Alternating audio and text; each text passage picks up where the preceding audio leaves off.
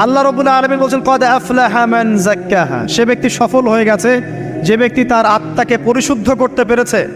ওয়া কদ খাবা মান দাসাহা, যে ব্যক্তি আত্মাকে পরিশুদ্ধ করতে পারে নাই সে ব্যক্তি ধ্বংস হয়ে গেছে। কিভাবে পরিশুদ্ধ করবেন? তিনটা হাদিস আপনাকে আগে শোনাই। এক, আল্লাহ রাব্বুল আলামিনের হাবিব মুহাম্মদ সাল্লাল্লাহু আলাইহি ওয়াসাল্লাম দরুদ পড়েন, বলেন সাল্লাল্লাহু আলাইহি ওয়াসাল্লাম। তিনি বলছেন যে আল্লাহর এমন কিছু বান্দা আছে যারা জান্নাতে প্রবেশ করবে যাদের অন্তরটা হবে পাখির মতো নরম। কার মতো? পাখির মতো। একটা হাদিস শুনলেন। দুই নম্বর হাদিস, আল্লাহর রাসূল সাল্লাল্লাহু আলাইহি ওয়াসাল্লাম বলছেন শহীদদের আত্মা যখন আল্লাহর কাছে পৌঁছায়, আল্লাহ রাব্বুল আলামিন সেই আত্মাগুলোকে সবুজ রঙের কিছু পাখির মধ্যে প্রদান করেন এবং সেই পাখিগুলো আরশের নিচে লণ্ঠন আছে এখানে বসে থাকে এবং তারা জান্নাতের যে কোনো জায়গায় যায়, ঘুরে খাবার খায়, আবার ফিরে আসে। আল্লাহ পাক তাদেরকে বলেন যে তোমরা কি চাও, তোমরা কি চাও? শহীদরা কিচ্ছু বলতে পারে না। কি চাইবো? আল্লাহ এত নিয়ামত দিয়েছেন, কি চাইব?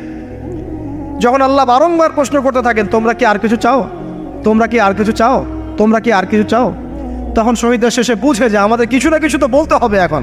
তখন তারা বলে হে আল্লাহ, আমরা আরও একবার পৃথিবীতে যেতে চাই এবং তোমার পথে জীবন দিয়ে আবার ফিরে আসতে চাই। আল্লাহ পাক বলেন এই সুযোগ তো আর নেই, অতএব তোমাদের আর কিছু চাওয়ার নেই, তোমরা এখানেই থাকো। আরেকটা হাদিস শোনেন, রাসূলুল্লাহ সাল্লাল্লাহু আলাইহি ওয়াসাল্লাম বলেছেন, এই হাদিসটা ওমর রাদিয়াল্লাহু আনহু থেকেও এসেছে, এ মুসলিমরা তোমরা যদি আল্লাহর প্রতি তাওয়াক্কুল করার মতোই তাওয়াক্কুল করতে, ভরসা করার মতোই ভরসা করতে, আল্লাহ পাক তোমাদেরকে পাখিদেরকে যেমন করে রিজিক দেন তোমাদেরকে ঠিক সেইভাবে রিজিক দিতেন। তোমরা কি লক্ষ্য করো না যে পাখিরা খালি পেটে বের হয়ে যায় বাসা থেকে সকালবেলা এবং সন্ধ্যাবেলা ভরা পেটে বাসায় ঢোকে? আপনাকে যে তিনটা হাদিস শোনালাম এই তিনটা হাদিসে একটা শব্দ হচ্ছে কমন। শব্দটা কি বলেন? পাখি। পাখি কি? পাখি। আল্লাহ রাব্বুল আলামিন পাখিদের কাছ থেকে আমাদেরকে শিখতে বলছেন এবং বলছেন যে পাখিদের মনটা হয় খুব নরম, খুব সফট এবং তারা আল্লাহর প্রতি তাওয়াক্কুল করে পূর্ণ মাত্রায়।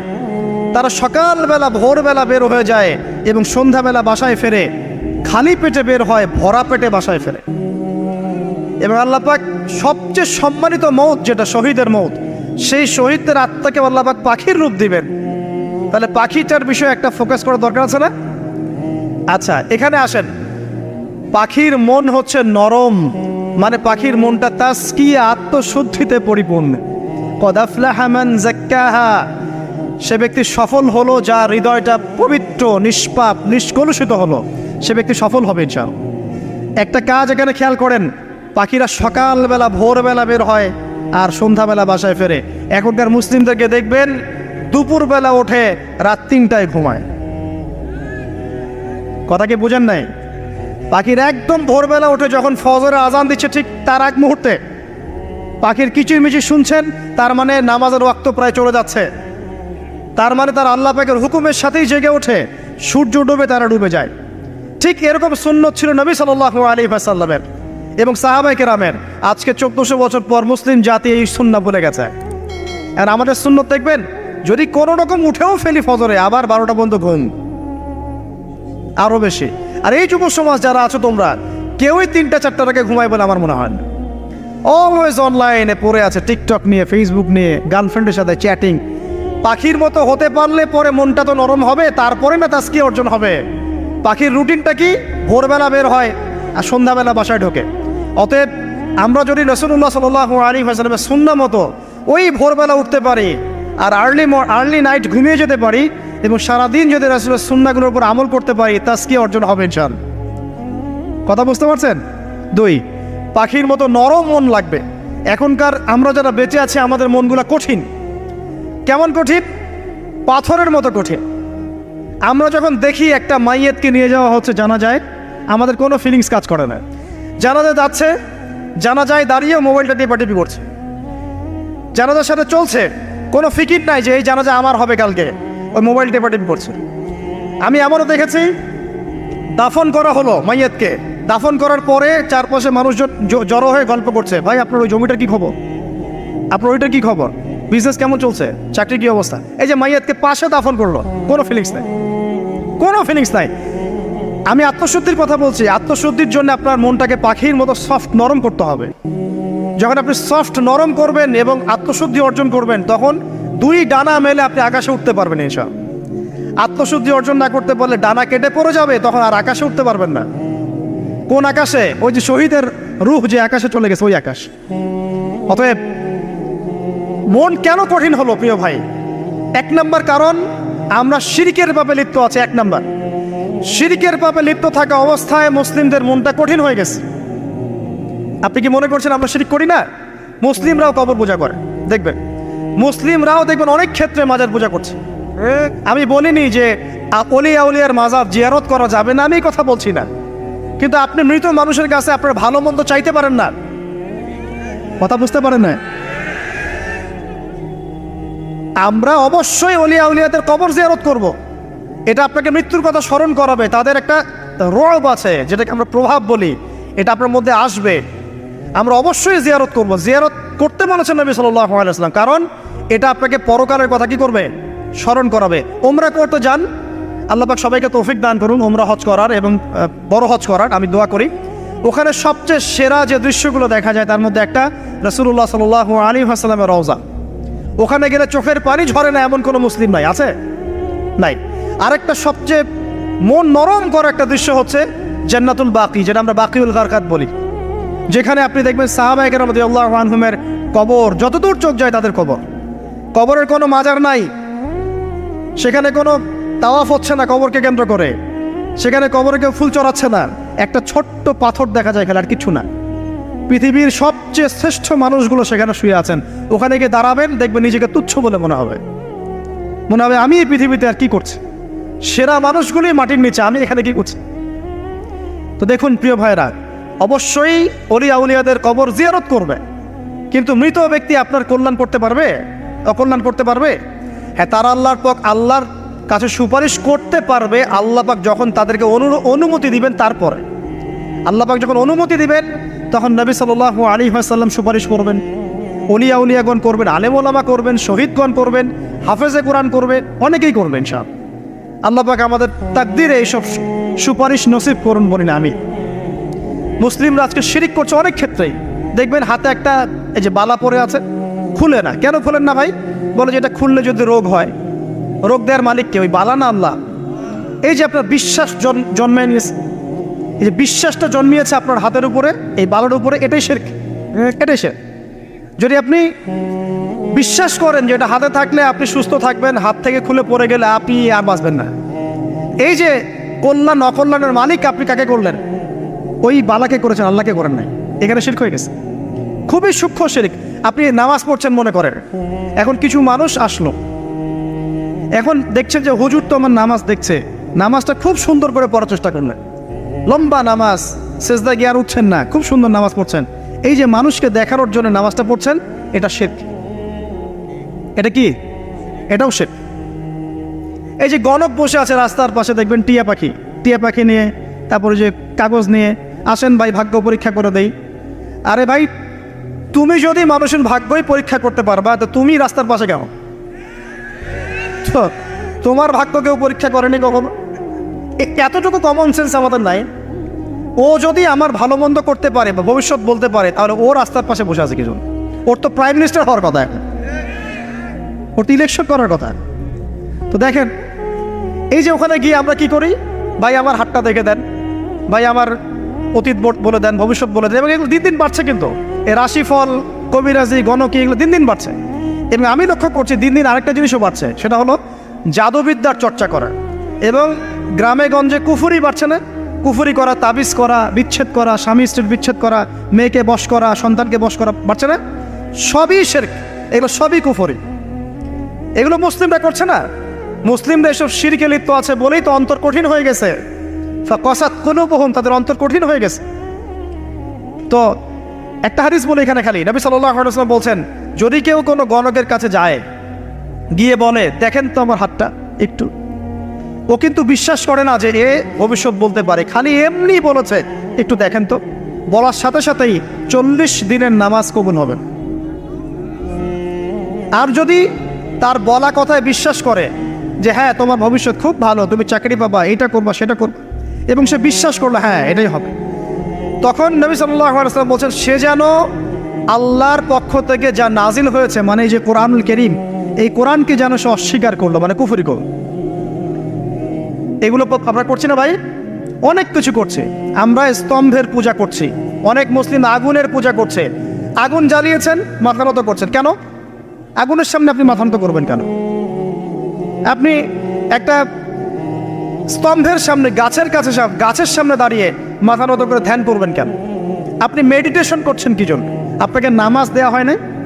5 ওয়াক্ত নামাজ দেওয়া হয় নাই? নামাজের চেয়ে বড় মেডিটেশন কিছু আছে নাকি? আপনি ধ্যান করছেন কি জন্য? অনেক মুসলিম তো জিনেরও উপাসনা করছে, জানেন? অনেক মুসলিম জিনকে তাবে করার চেষ্টা করছে। আর জিন বলে একটা জাতি আছে, এটা সত্য। তো এরকম প্রতিটা ক্ষেত্রে শিরক আছে। শিরক কথায় আছে, কাজে আছে, বিশ্বাসে আছে। দেখবেন মুসলিমরাই আল্লাহ ছাড়া অন্য কারো কাছে দোয়া করছে, মুসলিমরা নজর মানত করছে অন্য জায়গায়, আল্লাহর জন্য নজর মানত করছে না, অন্য কাউকে সন্তুষ্ট করার জন্য করছে। সন্তান হয় না, সন্তান হয় না, এখন কি হবে? সন্তান হয় না তো অমুকের কাছে যাও, সেখানে গিয়ে বকরি জবাই দাও, সন্তান হবে। সুবহানাল্লাহ। তো এই পদ্ধতি ইব্রাহিম আলাইহিস সালামের জানা ছিল না যে শেষ বয়সে তিনি বলছেন রব্বি হাবলি মিনাস সালিহিন। আপনি দোয়া করতে পারেন না? সন্তান হবে না কেন? আল্লাহ পাক তাকদিরে লিখে রাখলেন, অবশ্যই হবে। আর আল্লাহ পাক তাকদিরে না লিখলে কিভাবে হবে? তাকদিরে যে ব্যক্তি বিশ্বাস করে না সে ব্যক্তি হতাশ হয়। যা কিছু হচ্ছে আমাদের জীবনে সবই তাকদির, এর বাইরে একটা মানুষও যেতে পারবে না। তো প্রিয় ভাইরা, কথায়, কাজে এবং চিন্তায় আমরা অনেক শিরিক করছি। শিরিকের কারণে আমাদের অন্তর কঠিন হয়ে গেছে। আরও কেন কঠিন হচ্ছে? বেদাত। আমল করছেন নবীর সুন্নত মানার জায়গায় অন্য কিছু আপনি করছেন। এমন এমন কিছু আমল করছেন যেগুলোর সাথে রাসূলের সুন্নতের কোনো সম্পর্ক নাই এবং সাহাবীদের সুন্নতেরও কোনো সম্পর্ক নেই। এই ক্ষেত্রে গিয়ে আপনি বেদাত করছেন, বেদাত করে অন্তর কঠিন হয়ে যাচ্ছে। অন্তর কঠিন হওয়ার একটা বড় কারণ হচ্ছে হারাম রিজিক। যখন আপনি হারাম রিজিকে যাচ্ছেন, সুদ, ঘুষ, আপনার দুর্নীতি, আপনার এই যে অন্যের সম্পদ আত্মসাৎ করা, হালাল হারামের পরোয়া না করা, এই রিজিক দিয়ে যখন আপনি আপনার দেহ, রক্ত, মাংস গঠিত হচ্ছে, আপনার কলবটা শক্ত হয়ে যাচ্ছে। আমি কি বুঝাতে পারছি না? হারাম রিজিক যখন আপনার শরীরে ঢুকছে, অন্তরটা শক্ত হয়ে যাচ্ছে। একটা হাদিস যথেষ্ট। আল্লাহ রাসূল বলেছেন ইন্নাল্লাহা তাইয়্যিব লা ইকবালু ইল্লা তাইয়্যিব। আল্লাহ পাক পবিত্র সত্তা, তিনি পবিত্র ছাড়া কবুল করেন না। আপনি 10টা হজ করে আসেন, চুরির টাকা দিয়ে, ডাকাতির টাকা দিয়ে, আত্মসাতের টাকা দিয়ে, দুর্নীতির টাকা দিয়ে, যদি কবুল হয় তাহলে কোরআন সুন্নাহ মিথ্যা হয়ে যাবে। নাউযুবিল্লাহ। কথা কি বুঝতে পারছেন না? আল্লাহ রাব্বুল আলামিন বলছেন আল্লাহ পাক পবিত্র ছাড়া কবুল করেন না। হারাম রিজিক দিয়ে ইবাদত কবুল হয় না। আমরা ওই যে রংপুর অঞ্চলে একবার ওই যে হারাগাছ একটা অঞ্চল আছে না, সেখানে গিয়েছিলাম। সেখানে মাশাআল্লাহ আবার বিড়ির অনেক ফ্যাক্টরি আছে। কিসের? বিড়ি তো হালাল নাকি? তামাক তো হালাল নাকি? তো সেখানে বিড়ি ফ্যাক্টরির অনেক মালিক আছে এবং তারা মসজিদ কমিটির অনেক দায়িত্বপ্রাপ্ত আর কি। মুসলিমদের গায়রত্ব এখন নাই, মুসলিমরা এদেরকে আবার মসজিদ কমিটির সদস্যও বানিয়েছে। তো এখন মসজিদ কমিটিতে এসে তার প্রভাবে ইমাম সাহেব টিকতে পারে না। দুইজন বলে নামাজের পর হাত তুলে দোয়া করতে হবে, দুইজন বলে করা যাবে না। ঠিক আছে? এই নিয়ে এই ক্যাচাল হতে হতে দেখা গেল এক পর্যায়ে মারামারি পর্যন্ত হয়েছে। মসজিদ ভাগত হয়েছে, মারামারিও হয়েছে। তো সেখানে আমাকে দাওয়াত করেছিল যে ওয়াজ করার জন্য, তো দোয়া করার কথা বলছে। তাই আমি বললাম যে দোয়া করে লাভ কি? দোয়া করলেই বা কি, না করলেই বা কি? রিজিকটাই তো হারাম। আপনি তো তামাকের টাকা খাচ্ছেন, তামাক। আপনি মাদকের টাকা খাচ্ছেন, এটাকে হালাল না হারাম? তো হারাম টাকা দিয়ে হাত তুলে দোয়া করলেই কি, না করলেই কি? দোয়া তো উঠছে না উপরে। আগে হারাম রিজিক ছাড়েন, তারপর দোয়া করুন। তো রিজিক হারাম হওয়ার কারণে আমাদের কি হচ্ছে? অন্তরটা কি হচ্ছে ভাই? কঠিন হচ্ছে। ওই পাখির মতো আর মুক্ত আকাশে উঠতে পারবেন না। তারপরে সামনে যান, আরো কেন কঠিন হয়? বস্তুবাদিতা, দুনিয়া। সারাদিন দুনিয়ার ফিকির, দুনিয়ার চিন্তা। খাবো কি, পরবো কি, ব্যাংক ব্যালেন্স, টাকা পয়সা, স্ট্যাটাস, সারাটা দিন দুনিয়ার দুনিয়া। ঘুম থেকে ওঠা থেকে নিয়ে শুরু করে ঘুমানো পর্যন্ত খালি দুনিয়া। যারা দুনিয়ার নেশায় মত্ত হয়ে আছে, এদের অন্তরটা কঠিন হয়ে যায়। এই অন্তরটা পাখির মতো হতে পারবে না। ঠিক আছে কথা? যারা দুনিয়ার নেশায় মত্ত হয়ে আছেন, এই অন্তরটা কঠিন হয়ে যাবে, পাখির মতো হতে পারবে না। তারপর কি? আরো সামনে যান। দিনই জ্ঞান চর্চা না করা অন্তর কঠিন হওয়ার কারণ। আর কি কারণ? পাপ করা। পাপ যত বেশি আপনি পাপ করবেন, যত বেশি পর্ন দেখবেন, যত বেশি মাদক খাবেন, যত বেশি জুয়া খেলবেন, যত বেশি অহেতুক সময় নষ্ট করবেন, যত বেশি আপনি অন্যের ক্ষতি করবেন, ঠিক আছে, নিরপরাধ মানুষের উপর নির্যাতন করবেন, যত বেশি আপনি পাপ করবেন, পাপ এই পাপ করতে করতে করতে মানুষের অন্তর কঠিন হয়ে যায়। ইবনুল কাইয়্যিম রাহিমাহুল্লাহ বলেছেন যে পাপ করতে থাকলে মানুষের অন্তর কঠিন হয়ে যেতে থাকে, এবং ইস্তেগফার আর জিকির করলে গিয়ে মানুষের অন্তর আবার নরম হতে থাকে। পাপের উপর পাপ করতে থাকলে মানুষের অন্তর কঠিন হতে থাকে। এ বিষয়ে রাসূলুল্লাহ সাল্লাল্লাহু আলাইহি ওয়াসাল্লাম বলেছেন, যখন মানুষ একটা পাপ করে কলবের মধ্যে একটা কালো দাগ পড়ে যায়, যখন আরও একটা পাপ করে আরেকটা কালো দাগ পড়ে যায়।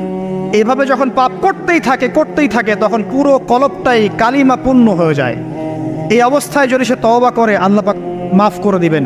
যদি এই অবস্থায় তার মৃত্যু হয়ে যায়, তার আত্মাটা থেকে দুর্গন্ধ বের হতে থাকে, যে আত্মাটা কবজ করতে পর্যন্ত মালাকুল মউত মানে ঘৃণা পোষণ করেন। কথা কি বুঝতে পারছেন? যখন অন্তর পাপ করতে করতে কলুষিত হয়ে যাবে, ওয়াকাদ খাবা মান দাসাহা, যখন পাপ করতে করতে অন্তর কলুষিত হয়ে যাবে, তখন আপনার এই মালাকুল মউত পর্যন্ত ওই আত্মাটাকে বের করার সময় ঘৃণা করবে, দুর্গন্ধযুক্ত। আল্লাহ পাক আমাদেরকে পাপ থেকে বাঁচিয়ে রাখুন, আমিন।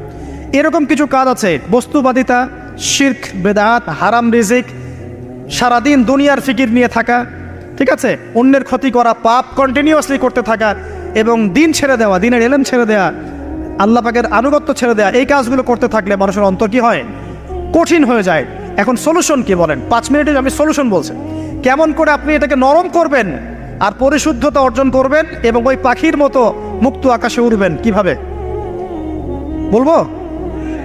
1 নাম্বার, অবশ্যই শিরক ত্যাগ করতে হবে। কি করতে হবে? শিরক ত্যাগ করতে হবে, আল্লাহ পাকের তাওহীদের উপর থাকতে হবে। আল্লাহ পাক তৌফিক দান করুন। লং কিছু বলার সময় নেই আমার হাতে, একটা বই বলছি, কিতাবুত তাওহীদ। কি নাম? কিতাবুত তাওহীদ। এই বইটা অনেক ভার্সন বাজারে বের হয়েছে, কিনে দেখবেন শিরক কত প্রকার, কি তাওহীদ কাকে বলে, কত প্রকার, কি। যেটা বুঝবেন না মাদ্রাসায় চলে যাবেন, আলেম ওলামার কাছে গিয়ে জিজ্ঞাসা করবেন, হুজুর এটা বুঝি নাই। ঠিক আছে? 1 নাম্বার, শিরক ত্যাগ করতে হবে। 2 নাম্বার, আপনাকে তাওহীদে থাকতে হবে, এটা এক, অন্তর নরম করার কথা বলছি। 2 নাম্বার, সুন্নতের উপর আমল করতে হবে। ওই যে পাখির কথা বললাম, যে সকালবেলা বের হয় আর সন্ধ্যাবেলা কি করে? বাসায় ফেরে। খালি পেটে বের হয়, ভরা পেটে বাসায় ফেরে। তার মানে আমাদেরকেও সকাল সন্ধ্যাটা কাটাতে হবে নবী সাল্লাল্লাহু আলাইহি ওয়াসাল্লামের সুন্নত অনুযায়ী।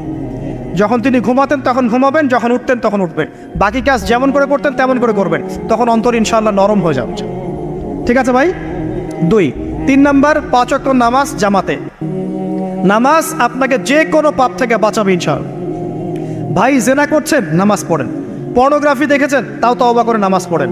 আপনি হারাম অ্যাফেয়ার্সে আছেন, হতাশ হয়েন না, নামাজ পড়েন। গোনা ছাড়তে পারছেন না, নামাজ পড়েন। সুদ খাচ্ছেন, নামাজ পড়েন। বেপরদা চলছেন, তাও নামাজ পড়েন। আপনি অন্যের হক নষ্ট করেছেন, তাও নামাজ পড়েন। যে পাপই করেছেন, নামাজটা পড়েন। নামাজ আপনাকে সমস্ত পাপ থেকে বাঁচিয়ে রাখবে ইনশাআল্লাহ। ইনশাআল্লাহ আস্তে আস্তে ইনশাআল্লাহ দেখবেন সব পাপ থেকে আপনি দূরে চলে আসছেন ইনশাআল্লাহ তাআলা।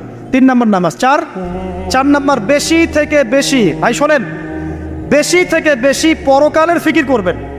খালি পরকালের চিন্তা করবেন যে আমাকে মৃত্যুবরণ করতে হবে, কবরে যেতে হবে, পুলসিরাত পার হতে হবে, আল্লাহর সামনে দাঁড়াতে হবে। যত বেশি আপনি আল্লাহর ফিকির করবেন, পরকালের ফিকির করবেন, আপনার মনটা নরম হয়ে যাবে ইনশাআল্লাহ, মনটা শক্ত হবে না। 5 নাম্বার, মানুষের সাথে খুব বেশি মেলামেশা করবেন। মানুষের সাথে খুব বেশি মেলামেশা করলে ইবনুল কাইয়্যিম রাহিমাহুল্লাহ বলেছেন অন্তর কঠিন হয়ে যায়।